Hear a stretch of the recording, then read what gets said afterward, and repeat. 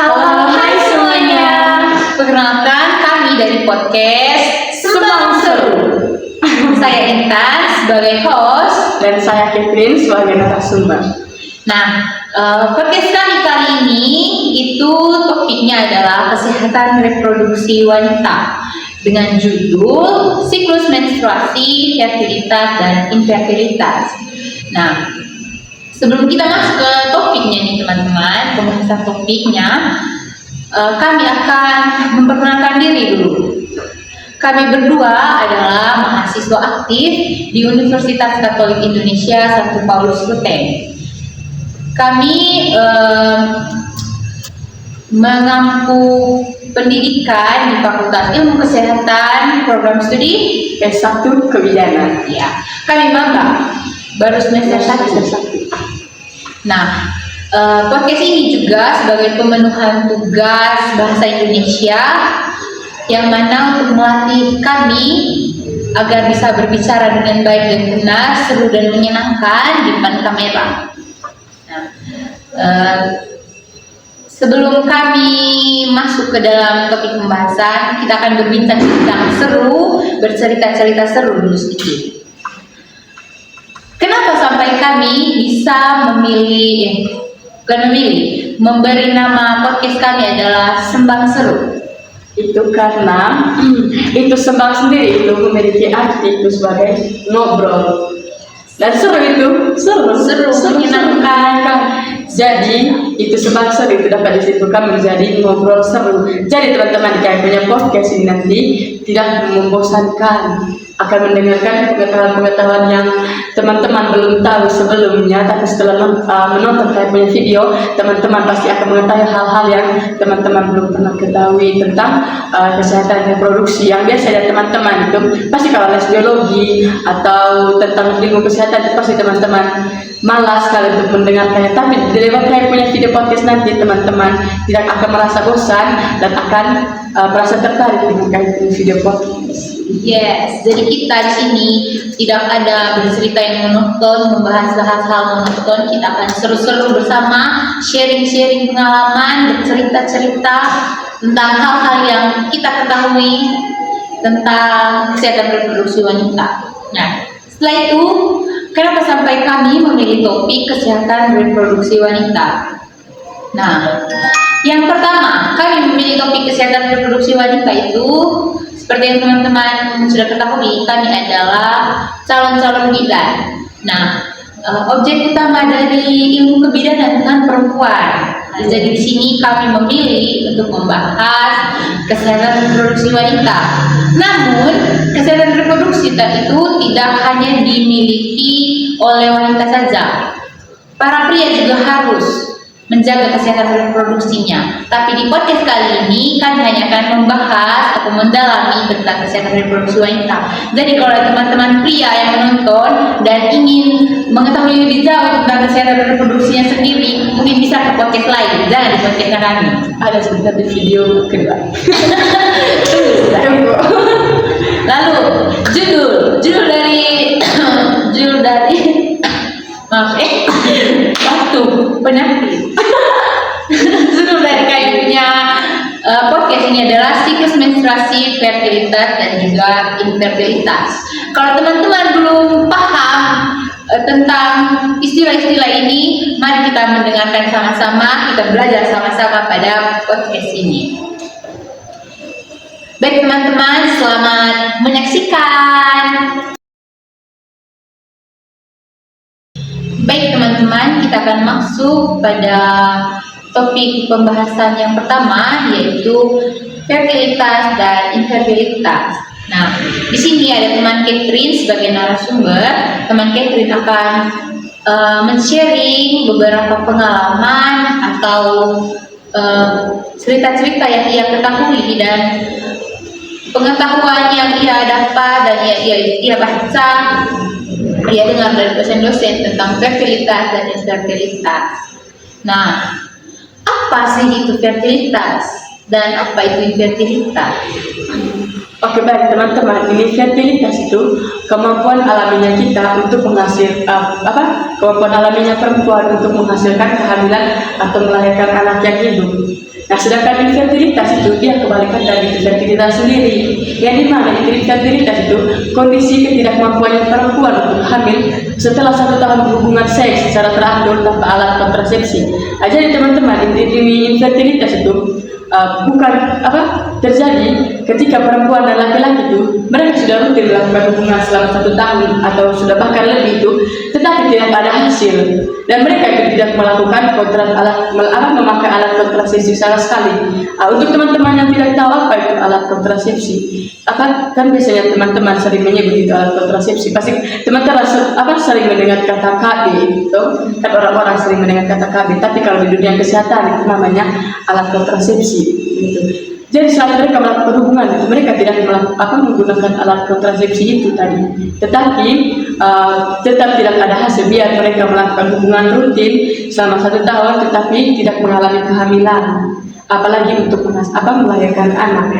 Nah, ini infertilitas sendiri itu dia dibagi menjadi 2 teman-teman. Yang pertama itu infertilitas primer. Infertilitas primer ini terjadi ketika pasangan belum pernah berhasil sama sekali setelah 1 tahun atau lebih itu tadi melakukan hubungan seks. Mereka tidak pernah berhasil sama sekali untuk menghasilkan itu bayi atau bahkan melahirkan seorang anak. Nah, sedangkan yang kedua itu infertilitas sekunder. Itu merujuk pada kondisi ketika pasangan itu sudah memiliki 1 anak dan ketika mereka sudah memiliki 1 anak dan ingin memiliki anak lagi, tetapi mereka juga sudah rutin melakukan hubungan seks selama 1 tahun lebih, tetapi tidak menghasilkan anak yang kedua atau bahkan yang ketiga itu yang dinamakan dengan infertilitas sekunder. Jadi begitu. Nah, berkaitan dengan KB tadi, KB itu adalah program yang dicanangkan oleh Kementerian Pemberdayaan Perempuan dan Anak untuk mencegah meningkatnya angka kematian ibu dan bayi. Karena biasanya teman-teman kalau seorang perempuan dia sudah melahirkan anak lebih dari 5, bahkan ada yang 7, 12 mungkin, itu akan sangat beresiko untuk si ibu bahkan bayinya. Nah, alat kontrasepsi tadi itu sering dipakai oleh keluarga atau seorang ibu yang ber-KB untuk coba kita bahas sedikit apa saja itu alat kontrasepsi. Alat kontrasepsi itu sepengetahuannya kami ada beberapa jenis, ada yang jangka pendek, ada yang jangka panjang, dan ada juga yang permanen. Nah, yang permanen itu ada 2, ada vasektomi dan tubektomi. Kalau vasektomi itu adalah pemotongan vesikula seminalis pada laki-laki. Kalau tubektomi itu pemotongan tubak falopi pada wanita, sehingga mereka permanen, tidak akan bisa untuk hamil lagi juga. Laki-lakinya tidak akan bisa menyalurkan sperma juga. Lalu ada yang sering dipakai itu IUD, lalu ada PKB, ada suntik KB. Itu sedikit tambahan mengenai alat kontrasepsi. Nah, selanjutnya kita bahas apa saja yang menyebabkan infertilitas. Ini infertilitas itu terjadi karena ada 2 faktor. Dua faktor, iya. Yang pertama itu dari wanita dan yang kedua dari laki-laki. Jadi teman-teman, ini infertilitas terjadi bukan hanya karena masalah dalam dirinya perempuan, tidak, tapi itu juga terjadi karena ada dari faktor dari prianya. Contohnya teman-teman begini, ketika perempuan itu dia punya hormon itu tidak bagus, itu bisa menyebabkan terjadinya itu infertilitas. Begitu juga di laki-laki, kalau dia punya kualitas spermanya buruk atau jumlah spermanya sedikit, itu dapat menyebabkan infertilitas. Apalagi kalau pria itu merokok, minum alkohol secara terus-menerusan, itu dapat menyebabkan infertilitas. Itu bisa dilihat juga dari pola hidup, pola makannya. Kalau kita perempuan itu kan sering makan gorengan, makan makanan yang berlemak, habis itu makan manis manis-manisan. Jadi teman-teman, stop, bukan stop, maksudnya kan kita kurangi lah itu makan makanan. Apalagi kita kan masih remaja. Untuk teman-teman semua yang remaja yang menonton ini video ini, tolong untuk jangan berlebihan makan makanan yang manis. Bolehlah apa makan, tetapi kontrol diri demi kita punya kesehatan di masa yang akan datang gitu. Terus teman-teman, ini infertilitas kan? Apa sudah itu juga dipengaruhi oleh faktor umur, faktor usia teman-teman. Nah ini infertilitas ini selain dari semua yang sudah saya bicarakan tadi itu dapat terjadi karena itu usia. Kalau usianya perempuan sudah memasuki umur 40-an, 45 ke atas, itu sudah tidak bisa lagi untuk hamil. Itu yang dimasuki dengan masa menopause gitu. Berarti itu infertilitas. Iya. Nah, tadi teman Catherine menyebutkan bahwa infertilitas ini tidak hanya dialami oleh wanita, pria juga bisa. Nah, mungkin bisa kita sharing sama-sama. Bagaimana bisa pria itu mengalami infertilitas? Apa saja faktornya? Mungkin karena bisa karena dia punya spermanya tidak bagus, itu karena disebabkan oleh pola hidup tadi. Kalau dia sering merokok, dia sering minuman beralkohol, olahraganya kurang, itu bisa menyebabkan infertilitas pada pria. Nah jadi kalau ada teman-teman yang sudah berkeluarga, sudah 1 tahun lebih hidup berkeluarga tapi belum dikaruniai buah hati, belum dikaruniai keturunan, coba dicek dulu. Bisa saja bukan teman-teman perempuannya yang infertilitas, yang tidak subur, bisa saja suaminya yang tidak subur. Jadi tidak boleh selalu menyalahkan perempuan. Iya. Terus untuk teman-teman perempuan dan laki-laki juga harus bisa menjaga kebersihan alat reproduksinya. Apalagi khusus untuk kita teman-teman perempuan, pada saat kita kita bersih, kita punya gantinya juga harus teratur. Maksudnya kalau rasa sudah penuh harus diganti, karena itu juga bisa membuat kita punya alat reproduksi juga terganggu. Untuk teman-teman laki-laki juga kalau pakaian dalam, kalau rasa itu pakaian dalam lembab atau apa tidak kering gitu kan, jangan pakai. Ada nanti kan alat reproduksi bersama. Iya. Tidak baik kalau rusak alat reproduksi. Itu masa depan rusak. Jangan harus merawat. Perawatan alat reproduksi itu bisa reproduksi yang hanya oleh perempuan, pria juga harus. Nah selanjutnya, bagaimana cara untuk mengetahui apakah kita ini mengalami infertilitas, keadaan tidak subur? Oke teman-teman, untuk kita mengetahui kalau kita itu infertilitas atau tidak, seperti yang kan dia punya pengertian tadi kan, infertilitas ini pada saat pasangan melakukan hubungan 1 tahun lebih tanpa alat kontrasepsi kan, sudah teratur tapi tidak ada anak. Nah kalau nanti teman-teman sudah nikah atau sudah berkeluarga lah, terus ingin punya anak, tetapi selama satu tahun lebih itu teman-teman semua sudah melakukan hubungan, tidak memakai alat pelindung atau apa gitu, tapi tidak ada hasil, itu teman-teman harus ke dokter, sudah cek apakah saya ini atau suami itu fertilitas atau tidak, apakah fertilitas atau tidak, harus pergi cek ke dokter gitu untuk tahu begini kan, apakah kami ini nantinya akan ada anak, apakah saya akan kena fertilitas sekunder atau fertilitas primer. Kalau fertilitas sekunder kan masih memiliki 1 anak, kalau fertilitas primer itu tidak ada anak sama sekali, itu yang nanti menyebabkan kamu kesepian di rumah. Apalagi kalau tidak ada anak nih, sepi sekali berdua sudah mau makan. Infertilitas juga bisa menyebabkan ini pertengkaran dalam rumah tangga. Iya. Nanti di situ akan saling menyalahkan gitu kan, yang bilang ini kau begini. Contohnya pastilah laki-laki atau keluarga akan menyalahkan ke perempuannya. Itu makanya harus begini, saling menjaga teman-teman. saling mengingatkan pasangan, takut nanti ada kejadian yang tidak diinginkan gitu kan, perempuan di pojokan atau nanti masalah jadi laki-laki, terus laki-lakinya mau ada istri dua supaya ada anak, ternyata masalah jadi laki-laki karena itu tidak jaga alat reproduksi.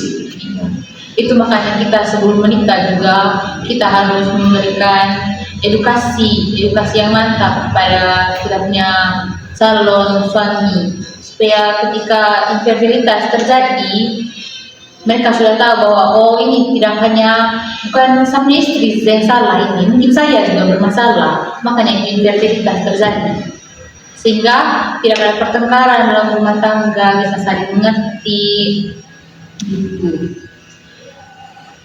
Lalu kan kita sudah mengetahui tadi apa itu infertilitas, penyebabnya juga kita sudah ketahui, bagaimana cara mengetahui apakah kita infertilitas. Nah, yang sekarang saya mau tanya itu, apakah ada obat untuk mengobati atau mencegah infertilitas? Yang pastinya ada obat. Kalau obat alaminya itu kita harus mengonsumsi vitamin dan mineral.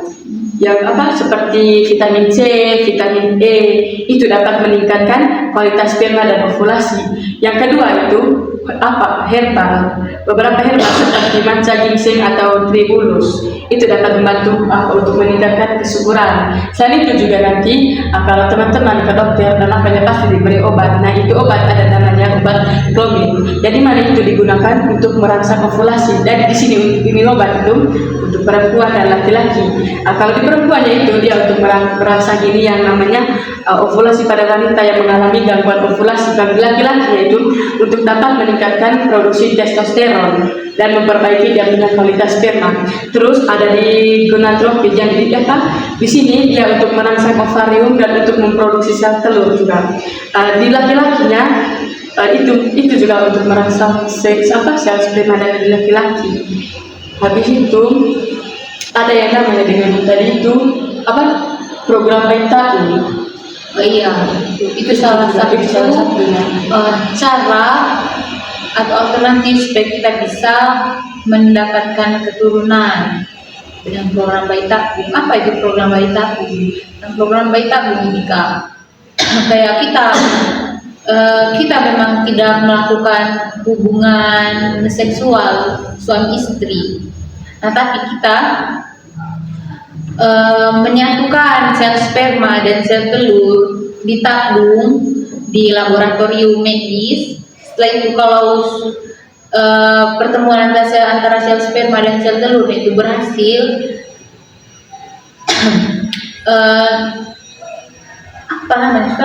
janin pokoknya hasil dari pertemuan itu akan disuntik masuk ke dalam rahim wanita dan akan berkembang. Itu salah satu cara untuk kita menghasilkan keturunan. Kalau kita merasa bahwa kita sudah ketahui bahwa kita tidak subur atau susah memiliki anak. Itu untuk teman-teman yang susah mendapatkan anak atau yang mengalami infertilitas. Tapi teman-teman, ini baik juga ternyata ada risikonya atau efek sampingnya. Jadi teman-teman, kalau ini efek samping dari ini program bayi tabung, yang pertama itu risiko kehamilan ganda, yang kedua itu risiko kehamilan gitu. Terus yang ketiga itu risiko komplikasi pada kehamilan dan persalinan. Kita kan tidak tahu itu bagaimana angkanya itu. Tidak kalau sudah alami di dalam perut. Terus banyak biaya ya juga teman-teman yang pasti mahal. Itu sangat fantastis harganya. Jadi kalau teman-teman tidak mau itu program bayi tabung itu atau itu teman-teman bisa itu tadi kita harus menjaga dirinya, kita harus menjaga pola hidup, pokoknya harus sehat supaya hal-hal seperti infertilitas itu tidak terjadi kepada kita. Karena untuk mencegah dan menghasilkan keturunan itu butuh biaya yang lebih sangat mahal. Ya, macam ini teman-teman saya sharingnya ada dokter punya kenalan. Ini dia dengan mereka pasangan suami istri nih sudah lama nikah, tapi tidak ada hasil sama sekali gitu. Mereka kan dari keluarga yang begini kan sudah mapan sekali, apalagi pekerjaan tetap, gajinya juga tidak main-main tuh. Tapi tidak ada anak. Memang kalau orang yang sudah ekonomi akan sekali itu pasti ada sudah masalahnya, itu contoh keturunan. Nah ini karena mereka kan menikah mungkin sudah 7 tahun mereka tidak, tapi belum ada keturunan. Namun ini mereka buat diri aku mereka, tapi pas dari saat persalinan memang ya lagi dan tidak pas waktunya. Itu anak saya kan sekitar 8 bulan lah, itu 8 atau 7 bulan. Pas itu anak sudah lahir, ternyata aku meninggal, sudah aku baru keluar dari apa kita langsung meninggal. Nah, itu tadi salah satu risiko dari backup. Dari backup kita tahu kan itu tidak alami. Iya. Terus habis itu ini kan yang pasti keluarga terpukul gitu, apalagi anaknya sudah dinikah selama 7 tahun. Nah pas habis itu kan itu perempuan yang sudah itu keluar wanita yang itu ternyata dia punya pola hidup sehat, itu kan satu bahasa Inggris. Itu kan tahu ternyata pada selama dia punya masalah aja itu dia sering mengonsumsi makanan yang sehat, dia juga obesitas dia obesitas, terus dia juga sering yang begini kan teman-teman, setiap hari dia makan daging yang begini deh, tidak kontrol sekali dia makan daging gitu kan, yang karena begini mau makan enak terus yang begini kan, lidah manja gitu kan, yang tidak mau makan sehat, tidak suka makan sayur gitu, jadi dia makan daging terus tidak suka minum minuman obat, tidak. Kalau begini orang kasih saran gitu kan, dia tidak terima, dia tidak mau, lebih dia punya perut yang perut kenyang, dia punya lidah rasa enak gitu kan, dia tidak pikir kalau itu berpengaruh. Jadi itu hari ada beberapa masalah tuh karena itu dia juga sering makan yang manis gitu kan, tapi semenjak dari itu juga dia mulai melakukan pola hidup sehat. Itu yang tahun 2022 mereka sudah ada anak. Sudah itu karena sudah mulai pola hidup yang sehat. Dia sudah bisa mau memperbaharui dia punya diri supaya dia punya kehidupan juga lebih baik lagi. Dan saya juga punya satu cerita. Ini sampai mama sendiri yang mengalami. Dia juga pernah mengalami mungkin beda dengan infertilitas. Ini keguguran. Nah mereka sudah menikah hampir 2 tahun, tapi belum punya anak. Nah di 2 tahun itu pernah sampai mama yang hamil. Terus tapi tidak lama langsung keguguran. Nah ini kak dia hanya jadi terganggu emosional itu. Nah ini keadaan tadi ini tidak hanya mengganggu fisik tapi emosinya juga. Bayang sudah orang yang sudah menikah 1 tahun, terus apalagi tekanan dari keluarga, apalagi kita orang Manggarai itu. Kalau kita sudah menikah 1 tahun terus belum punya anak, pasti tanya sekali, mana adik itu sangat mengganggu psikis. Jangankan menikah, sekarang ini orang tanya sudah pacar atau tidak? Tuhan Yesus. Itu sangat. Jadi kita harus saling menjaga. Mulai dari sekarang, kalau kita masih remaja, kita sudah nonton di podcast, dan kita sudah tahu apa itu infertilitas tadi. Kita harus sudah mencegah mulai dari sekarang. Teman-teman harus. Jadi itu pembahasan pertama, topik pertama yang akan kami bahas dengan narasumber dari teman Catherine. Terima kasih untuk teman Catherine sudah berbagi informasi, sharing dia punya cerita-cerita tadi. Semoga apa yang sudah diberikan oleh teman Catherine dapat kita dapat kita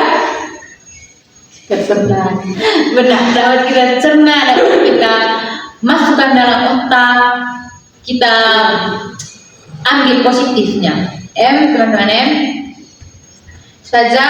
Terima kasih, kita akan masuk ke pembahasan selanjutnya. Bye.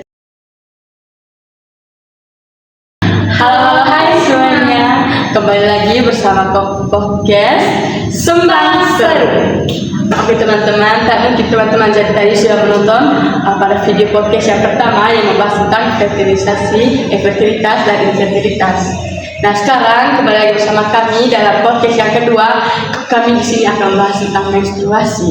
Nah tadi kan teman-teman sudah tahu kayak penyelaman siapa. Jadi tanpa perlu berbasa-basi, basa-basi maksudnya Tidak basa-basi.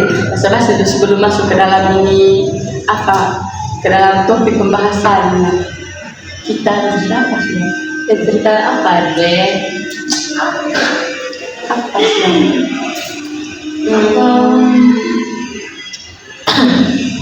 Kita lanjut ke dalam topik. Nanti di dalam topik itu kita akan membahas tentang banyak sekali tentang masalah-masalah menstruasi dari perempuan. Gitu.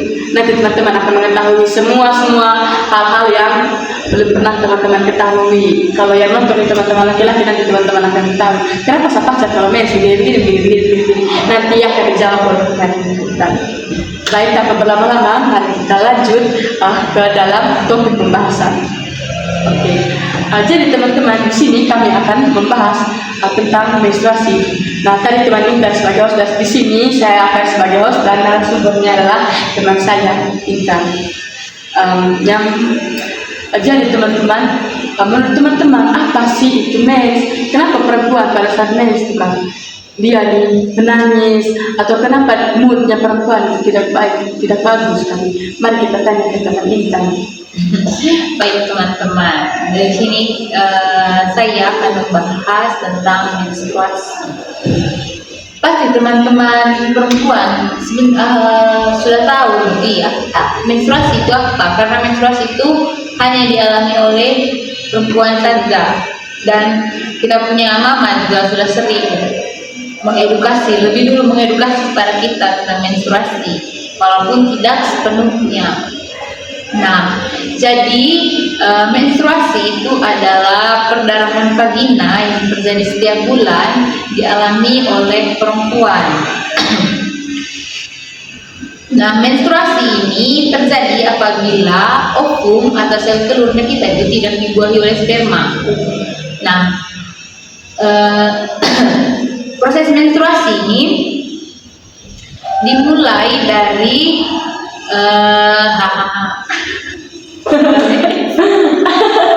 proses menstruasi ya guys, dimulai kalau kita itu kita punya dinding rahim itu kan menebal ya, kita punya dinding rahim atau endometrium itu menebal. Nah, itu sebenarnya untuk persiapan penempelan janin, maksudnya persiapan untuk pertemuan antara sperma dan sel telur. Nah, tetapi kalau kita tidak mengalami pembuahan, tidak terjadi pertemuan antara sel sperma dan sel telur, maka dinding rahim tersebut akan luruh.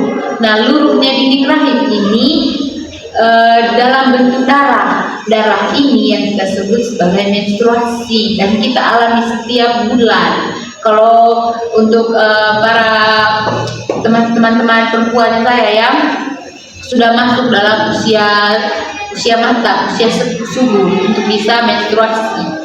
Nah, kalau ditanya berapa umur yang umum untuk perempuan mengalami menstruasi, biasanya kalau umur 8 itu sudah bisa menstruasi. SD kan berapa itu? Dan 5 Nah, tapi kalau kita ada kenalan atau anak atau kakak atau adiknya kita perempuan yang menstruasinya di bawah umur 8, itu disebut dengan menstruasi dini atau menstruasi precox. Ya, pokoknya ada precox atau apa gitu, ada sebutannya untuk seorang wanita yang mengalami menstruasi kurang dari 8 tahun. Nah, ketika kita sudah mengalami menstruasi juga, kita perempuan itu sudah dianggap bisa menjaga diri, sudah dianggap dewasa dan harus tahu bahwa kalau kita sudah menstruasi kita bisa hamil. Mau sekecil apapun kita, bahkan kita umur 8 tahun kita menstruasi, itu kita sudah bisa hamil kalau kita melakukan hubungan seksual. Jadi jangan coba-coba kalau sudah menstruasi, tidak boleh, sangat tidak boleh. Kita harus sudah bisa menjaga diri. Jadi itu dari teman-teman, itu menstruasi itu terjadi karena tidak ada pertemuannya antara ovum dengan sel telur tidak membawa ovum. Jadi untuk teman-teman yang sering mengeluh sakit pinggang pas apa itu, jangan sekali-sekali kamu melakukan hal-hal yang tidak baik begitu hanya karena takut untuk itu rasa sakit setiap bulan. Tanggung setiap bulan daripada kamu 9 bulan mengandung hanya jangan itu jangan juga ini ada yang namanya PMS. Kalau kita sering sebut PMS itu bukan saat kita menstruasi. PMS itu pra-menstruasi, jadi masa sebelum kita menstruasi. Nah, biasanya di PMS ini kita sudah PMS ini ada 1 minggu sebelum kita menstruasinya. Nah, di PMS ini kita biasanya sering merasakan kita punya mood tidak baik, sering merasa sakit perut. Itu tanda-tanda sebelum kita mengalami menstruasi. Terus bagaimana kita mengetahui kalau kita khawatir dengan kita punya kram yang begini Pak? Jadi kram biasa dengan kram yang harus sudah membutuhkan perhatian dari medis? Oh iya, kan kita kalau menstruasi itu kan namanya juga keluar darah tuh, berarti pasti sakit itu. Kita luka di luar sudah, kalau sudah berdarah itu sakit, apalagi yang di dalam kita tidak bisa lihat. Nah, biasanya itu timbul rasa nyeri nyerinya juga luar biasa sekali. Ada memang beberapa orang yang kalau menstruasi itu tidak ada nyerinya, tapi ada juga orang yang rasa nyeri. Nah, ada juga orang yang nyerinya itu berkepanjangan, misalnya dari hari pertama sampai dia selesai haid terakhir itu dia nyeri terus, tapi ada yang hanya beberapa hari saja. Nah, kapan kita bisa menyadari atau kita sadar juga kalau kita punya nyeri haid itu sudah tidak wajar lagi dan harus kita periksa. Nah, yang pertama itu kalau sudah mengganggu aktivitas fisik, mau kita hanya berjalan, pokoknya kalau sudah mengganggu aktivitas fisik itu sudah coba konsultasi ke dokter. Juga intensitasnya meningkat. Maksud dari intensitas meningkat tadi sudah saya sebutkan, kalau nyerinya itu tidak hanya di hari pertama sampai hari ketiga, itu malah berkepanjangan sampai 7 hari selama kita haid, itu sudah harus diperiksa, harus sudah konsultasi ke dokter. Lalu kalau sudah disertai gejala, misalnya mual, muntah, bahkan pingsan, itu memang harus harus konsultasi ke dokter. Jaga-jaga, mungkin ada saja kejadian yang sakit-sakit yang kita tidak makan, ada sakit dari perempuan yang begini kan, karena medis. Terus ini untuk teman-teman yang tanya, kenapa suasana hatinya perempuan pada saat medis berubah-berubah, lebih khusus untuk laki-laki yang sering tanya, kenapa perempuan kalau medis itu sering marah-marah, ada saja mood yang bagus, mood yang tidak bagus, yang buat kami laki-laki bingung, kenapa nanti ini kita tanya ke pemerintah itu kenapa perempuan itu moodnya hancur sekali pada saat medis. Itu pasti kita sangat sering mengalami itu. Dan kalau ada teman-teman yang punya pacar, pasti teman-teman punya pacar juga sadar kalau teman-teman begitu. Nah, pertanyaannya tadi kenapa sampai bisa begitu? Nah, teman-teman, ada 2 hormon di wanita, namanya hormon estrogen dan progesteron. Nah, hormon ini hanya ada di wanita dan dia yang mengendalikan reproduksi dari wanita ini. Nah, pada saat terjadi menstruasi, bahkan dari pra-menstruasi itu kita sudah merasa mood tidak bagus toh. Itu karena hormon estrogen dan progesteron itu naik turun, dia tidak stabil. Makanya kita punya mood itu ikut naik turun juga karena hormon estrogen dan progesteron itu tidak stabil. Nah, yang bisa kita rasakan kita mudah cemas, perasaan tipis, ganggu sedikit, selesai, tidak bisa teman. Nah, terus cemas, sedih, pokoknya apapun, tiba-tiba aja menangis, kita begitu sekali. Nah, itu karena hormon estrogen dan progesteron itu menurun, tidak stabil. Omong-omong tentang itu progesteron itu yang kan itu hormon progesteron kan di perempuan saja, tidak laki-laki yang masa saya tanya pas ibu nih Pak, yang di masa menopause itu nanti kata teman-teman ada apa usianya memang untuk perempuan di mana nanti pada saat mereka memasuki umur 45 tahun nanti itu menstruasi akan berhenti. Iya, berhenti secara alami. Secara alami. Nanti perempuan di situ sudah tidak akan mengalami menstruasi lagi karena itu itu kedua hormon tadi itu sudah tidak sudah mulai menua juga kita. Tapi untuk laki-laki tidak. Laki-laki bilang teman tidak sampai memahami mereka akan produksi itu itu sperma. Mereka tidak akan pernah capek. Iya. Tidak ada masa menopause dari mereka. Jadi harus hati-hati Terus kalau yang begini pada saat kita itu Bang, apa boleh kita pergi olahraga atau berenang itu? Oh iya. Kan itu juga merupakan aktivitas fisik. Nah, kalau kita menstruasi itu kan kita rasa nyeri, kita ada rasa sakit, itu juga akan mengganggu aktivitasnya kita. Biasanya kita sering olahraga, tapi pas rasa nyeri itu kita jadi malas. Namun sebenarnya sangat boleh untuk kita berolahraga. Nah, tapi tidak boleh terlalu berlebihan.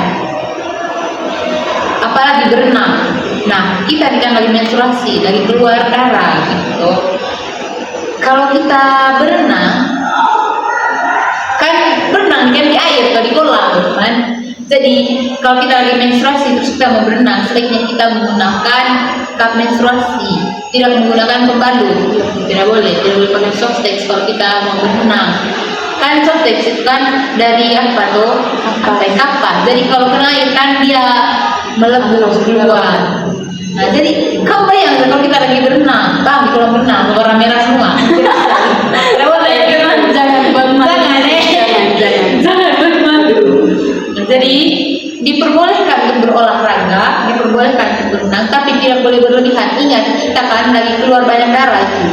Sebenarnya kita butuh banyak darah pada saat itu. Jadi kurangi aktivitas fisik, tidak boleh berlebihan. Tetap harus jaga kesehatan dan olahraga-olahraga yang disarankan itu kita jalan kaki, yoga atau pilates. Pilates bukan untuk orang-orang kaya. Kalau tidak jalan kaki jalan kaki Jadi teman-teman, kalau ada program di sekolah yang begini, setiap bulan ada datang tenaga medis untuk membagikan tablet tambah darah, wajib minum. Tapi sebaiknya minum itu pas malam hari karena efeknya itu obat bisa buat ngantuk dengan mual. Jangan minum pas mau ke sekolah, jangan. Kamu makan jajan bisa, tapi hanya untuk obat itu kamu tidak bisa. Teman-teman yang perempuan wajib minum itu obat karena itu obat itu bagus. Takut pencegahan stunting di masa depan. Kan nanti kita akan menjadi seorang ibu, jadi kita harus mencegah itu namanya stunting. Cukup sampai di kita satu kuliah tertinggi kan. Itu makanya harus rajin tambah darah. Apalagi zaman sekarang tuh ada ini HP, pasti mete. Apalagi ini sudah mau libur kok, sudah libur atau bahkan tidak libur sudah mete, darah kurang. Jadi itu perempuan harus minum tambah darah. Kan kita ini kan setiap bulan keluar darah menstruasi. Tambah lagi dengan pola hidupnya kita yang selalu mete. Terus pola makan juga tidak terlalu makan sayur, tidak terlalu makan makanan bergizi. Terus kurang anemia sudah kita. Bahaya sih kalau anemia.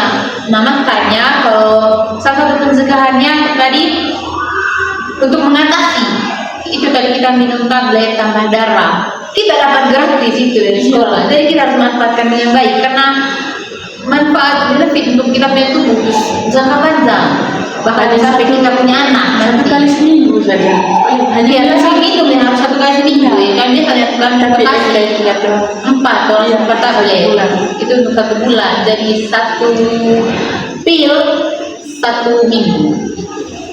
Jadi teman-teman kalau ada bagi itu minum saja. Hanya 1 malam kalau minum tidak akan membuat kamu merasa dirugikan, tidak. Itu justru membantu sekali, sangat membantu.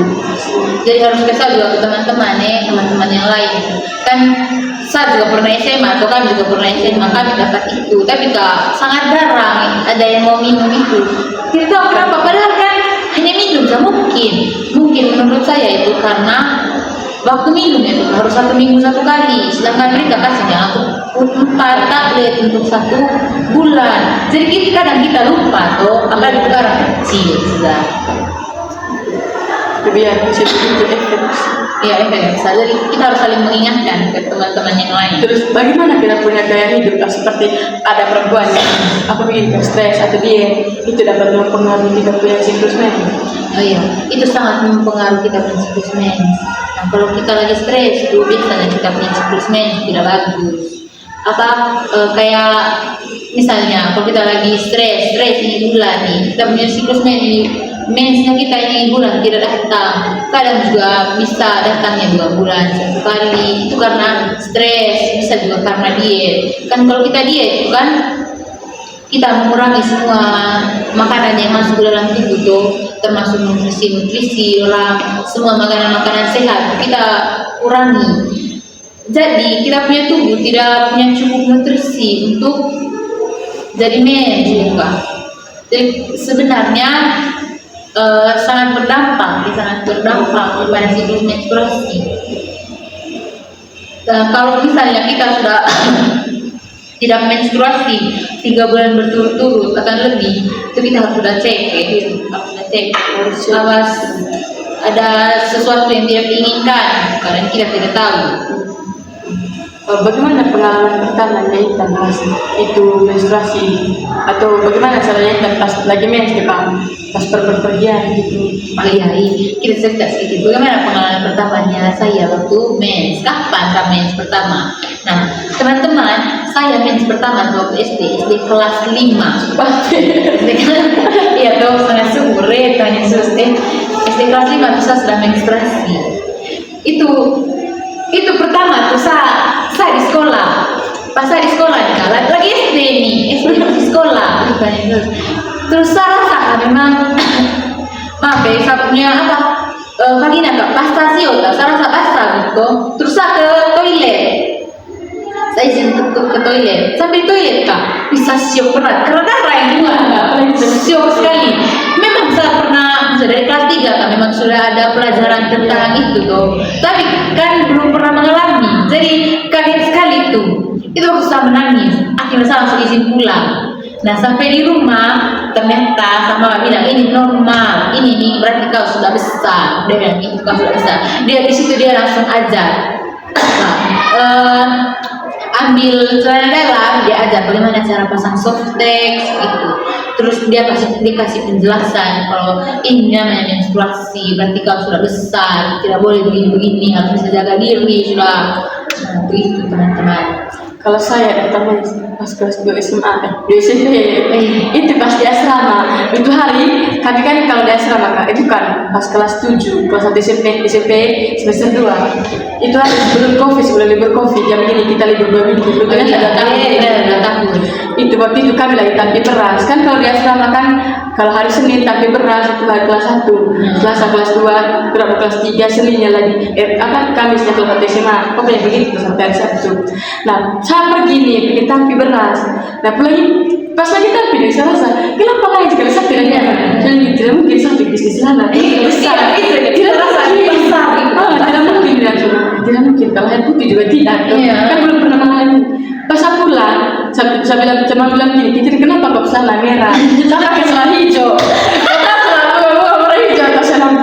Memang celana begini coba baru kota saya bilang pakai SMA. Pakai SMA dekat saja dari saya. Soalnya tidak ada kakak celana begini Mam. Terus kakak bilang terus teman perempuan ada namanya Sasan kan. Oh iya. Terus saya bilang kakak kemana deh? Dan saya sudah nah apa? Balik begini. Kalau mungkin dia bilang, saya tidak masalah nih, saya tidak mau diantar pulang. Kata kesempatan saya biar tidak tampilan tetapi terus kami bilang pas ada pembina ayah Aris begini. Kamu mau kemana? Kami izin ya. Apa soalnya juga sakit apa orang yang masih segar itu tidak masih sakit perempuan. Memang tidak. Datang laki-laki dari sana kan kata apa nih? Kenapa kau celana? Kau tak sama luar biasa kan Tuhan. Saya bilang kamu nikah. Mulutnya saya pergi itu kayak begitu. Sasa bilang ini sudah kau kata dia setelah pokoknya jiwa keduanya Sasa langsung keluar ya begini kau begini pakai itu yang saya tahu begini kalau mens begitu kan waktu itu saya ada pacar kau apa saya dengan kau itu Sasa langsung bilang begini kau kalau ada kau pacar kau tidak boleh ketemu dengan dia posisi kan SMP itu kita mau apa beda kalau pacar zaman sekarang gini kau ketemu tuh pas SMP ketemu apa pacaran di SMP ada sekarang lagi di asrama gitu Tuhan. Nah jadi apa kalau kita menstruasi pertama juga tuh orang tua atau orang yang dekat dengan kita tuh Kak, apa mereka punya peran sangat penting karena mereka sudah pernah mengalami tuh, jadi mereka pasti tahu ke kita bagaimana caranya. Di situ Kak kita show pas kita pertama kali mengalami tuh Kak, kita show kaget apa kalau bayar tidak darah yang keluar pertama kali kita lihat panik sekali itu toh. Jadi kita butuh edukasi dari orang terdekat. Terus ini mens tuh kamu apa masih mencari hal tabu untuk dibahas zaman sekarang kan kalau dulu kan kalau omong ini masih yang privasi sekali tidak boleh omong. Iya kan dulu kan zaman dulu lah zaman dulunya mereka mah pakai kulkas. Pokoknya zaman itu kan masih menjadi sangat tabu saya rasai, sangat tabu, sangat macam kayak tidak baik ngomong gitu. Pokoknya itu tidak boleh, saya tidak boleh dibicarakan di depan umum, apalagi sampai dengar oleh laki-laki. Boleh itu macam tidak baik juga, macam hal yang tidak baik untuk dibahas. Nah tapi sekarang seiring berjalannya waktu, perkembangan dunia, perkembangan zaman juga sudah sangat besar tuh. Menurut saya sekarang itu bukan menjadi hal tabu sekarang karena itu sudah masuk dalam mata pelajaran biologi yang di dalamnya ada laki-laki dan perempuan, dalam kelas ada laki-laki dan perempuan. Jadi itu juga salah satu metode edukasi karena sejak SD itu kita sudah mendapatkan itu, sudah bukan hal tabu dan memang harus dipelajari karena segala hal iya biar kita bisa jaga jarak dengan laki-laki, kita bisa jaga diri dan laki-laki juga tahu bahwa perempuan seperti ini ketika saya begini dia akan begini gitu. Laki-laki juga harus tahu, tidak hanya perempuan yang tahu tentang ini menstruasi, jadi laki-laki juga harus tahu. Berarti ini seperti itu sekali edukasi bagi perempuan dan apa ini tentang sangat penting. Bayang deh kalau misalnya perempuan dan laki-laki ini mereka kurang edukasinya tentang menstruasi. Macam kita tadi, kita waktu awal menstruasi kita tidak tahu nih bahwa keluar darah itu tadi adalah tanda bahwa kita sudah dewasa, kita sudah menstruasi. Nah kalau kita Kak, saat itu kita belum dapat edukasi tentang itu, kita juga tidak punya figur atau tidak punya seseorang yang bisa membimbing kita, memberitahu kita tentang ini seperti ini. Terus di saat yang bersamaan kita ketemu dengan kita punya pacar yang sama-sama tidak tahu. Nah, itu mereka maka dekat-dekat, cium-cium, bahkan kalau kita tidak tahu kan, jadi kita tidak bisa menjaga kita punya diri tuh, kita buat sembarang, tiba-tiba boom, kita hamil. Nah itu karena ketidaktahuan tadi. Jadi edukasi tentang menstruasi ini sangat penting, mau untuk laki-laki, mau untuk perempuan, itu penting sekali. Bahkan sangat dianjurkan untuk harus kasih edukasi tentang menstruasi. Jadi teman-teman kalau begini, teman-teman yang masih SMA atau apa, kalau ada itu penyuluhan dari teman-teman dari puskesmas atau dari rumah sakit gitu, tentang ini menstruasi atau apa, harus dengar baik-baik bagaimana biar tahu begini Kak, batasan antara perempuan dan laki-laki ketika sudah masuk itu fase. Terus untuk perempuan bagaimana cara mengetahui supaya kita menjaga kita punya alat reproduksi. Saya sarankan kalau kita teman-teman itu harus beli yang namanya itu sabun dan sirih. Oh iya, sabun dan sirih harus pakai itu. Juga kalau kita lagi mens kan kita akan pakai pembalut tuh. Nah sebenarnya disarankan untuk ganti pembalut itu setiap 4 jam sekali. Nah kalau kita sudah rasa penuh juga kita harus ganti. Tidak boleh kita biarkan menumpuk lembab gitu. Itu tidak boleh. Itu membuat kita punya reproduksi jadi berjamur toh. Nah terus kalau misalnya kita bepergian, kita pergi jauh, tapi kita lagi mens, itu bagaimana caranya? Kalau saya itu setiap kali misalnya saya mau pergi, terus pergi jauh nih yang harus nginap, bisa 1 minggu nginap, 3 hari nginap itu, dan pada saat itu kita mens, kita harus bawa banyak celana dalam, harus sedia banyak pembalut.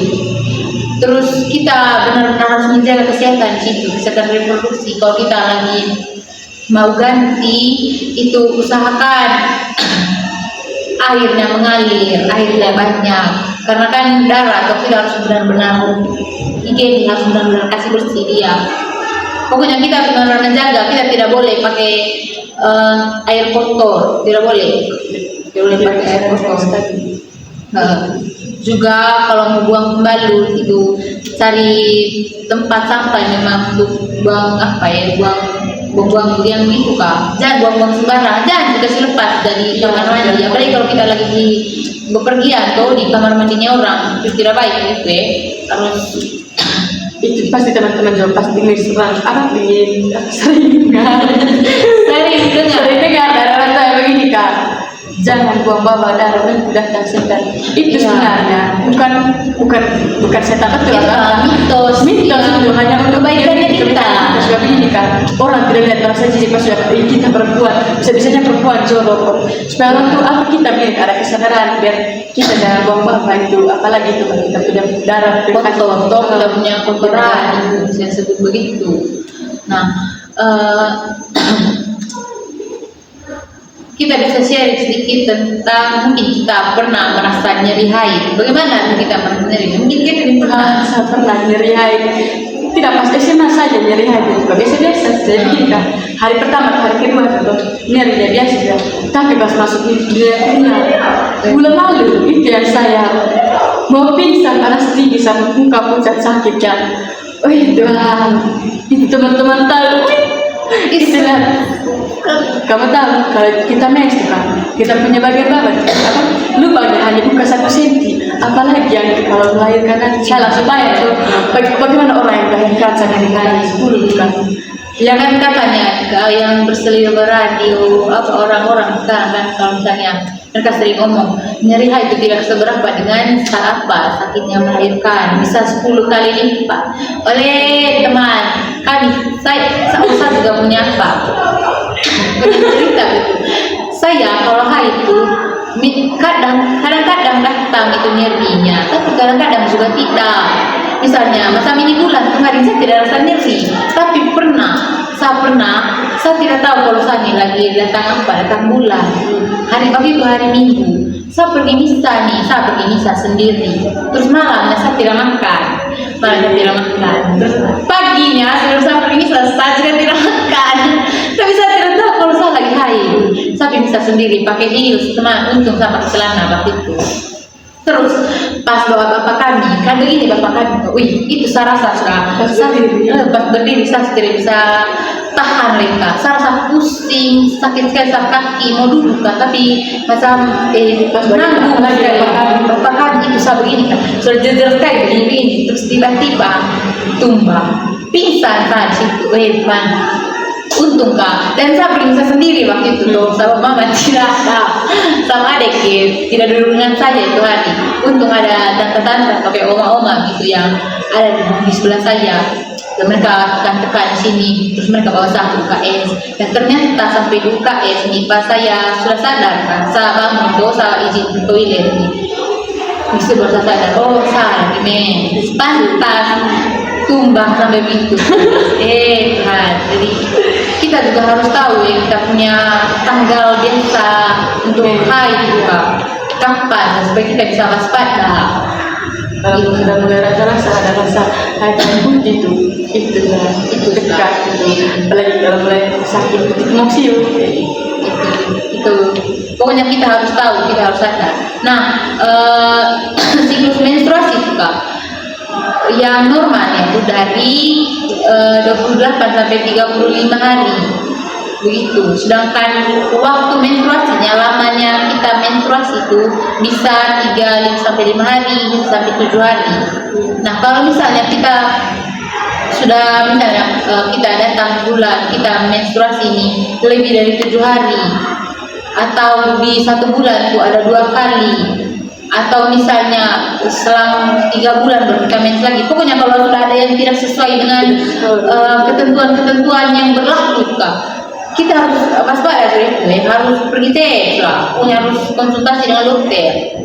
Misalkan punya di kelas pas di masih SMA tuh, dia ini kan dapat anak kecil tuh, lebih kecil lagi kan. Dia anak kecil tuh, dia jarang data mens. Nah, tapi dia pernah data mens, dia senang sudah data mens karena 3 bulan atau bulan dia tidak data mens. Pas datang kata dia tidak bisa berminggu. Itu yang dia masuk rumah sakit sampai yang butuh kantong darah, datang kantong kalau tidak salah kami waktu itu mau datang donor, tapi dia belum ada darah kan sampai itu. Jadi tidak ada beberapa orang dari asrama yang begini Tuhan.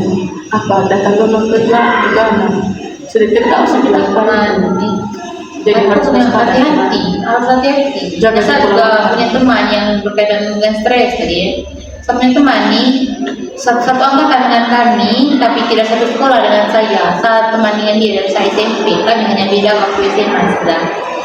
Nah, dia nih pintar orangnya, ambisius. Nah, terus dia waktu mau lulus SMA dan mau lanjut ke perkuliahan nih, dia tes lah SNBP tuh, dia kejar dokter, dia masih dokter. Nah di situ dia belajar sekali dapat untuk dokter, tapi pas kabar lulus ternyata dia tidak lulus. Nah itu SNBP tuh berdasarkan prestasi. Nah setelah itu dia mau kejar lagi di UTBK. Dia belajar mati-matian, sejak saat dia belajar pokoknya pagi siang malam dia terus dia belajar kejar dia ini dokter, tapi ternyata sama saja dia lulus dia. Di situ selama dia proses mengejar itu lulus itu UTBK, kami tidak pernah ketemu, kami tidak pernah komunikasi. Nah habis dia gugur untuk UTBK itu, dia pulang ke Manggarai, kan mereka tesnya di Kupang kok. Dia pulang ke Manggarai ini kan ketemu, dia cerita. Dan salah satu yang dia cerita adalah dia sudah tidak mens selama 3 bulan itu tuh, 3 bulan karena dia stres tuh. Bagaimana tidak stres? Setiap hari dengan itu dia sudah gagal di SNBP, terus UTBK dia gagal lagi. Stres sekali tuh, posisi yang dia kejar hanya dokter. Dia stres sekali, dia tahu kalau dia tidak menstruasi selama itu. Sudah itu dia nih tidak pantang menyerah, dia pergi Dia pergi bimbel sekarang, dia pergi bimbel di Malang sekarang. Itu juga kan terus belajar tuh, dan dia juga anak pertama, tekanan sekali tuh dari orang tua. Pokoknya itu yang membuat dia stres sekali. Sampai dan sudah selama setahun ini, selama 6 bulan ini sejak kita lulus itu, dia baru 1 kali menstruasi. Itu karena stres tadi. Jadi harus jaga juga kita punya kiraan ya, harus jangan terbawa stres gitu. boleh pikir masa depan, tapi tetap jaga kesehatan. Itu lebih penting ya. Kalau kita sehat semuanya akan baik, semuanya kita akan bisa kerja kalau kita sehat. Oke teman-teman, jadi itu sudah kayaknya pembahasan berkaitan dengan menstruasi. Jadi itu sudah semuanya apa yang sudah teman Indah sampaikan harus teman-teman cerna, harus teman-teman pikir baik-baik kalau mau buat sesuatu juga harus dipikirkan dulu, jangan ambil keputusan yang begini buat sembarang tanpa memikirkan jangka panjang gitu. Oke teman-teman, itu saja podcast dari kami. Sekian dan terima kasih. Oke baik teman-teman, itu tadi adalah 2 video podcastnya kami tentang yang pertama tadi tentang fertilitas dan infertilitas, yang kedua tadi tentang menstruasi. Jadi terima kasih sudah menonton. Kami punya video tentang temanya tentang kesehatan alat reproduksi. Terima kasih banyak teman-teman yang sudah menonton. Terima kasih sudah mengisikan waktu yang menonton. Sangat terima kasih. Semoga ini video dapat berguna bagi teman-teman dan juga biar mempuas. Amin. Sekian dari kami. Terima kasih. Dadah.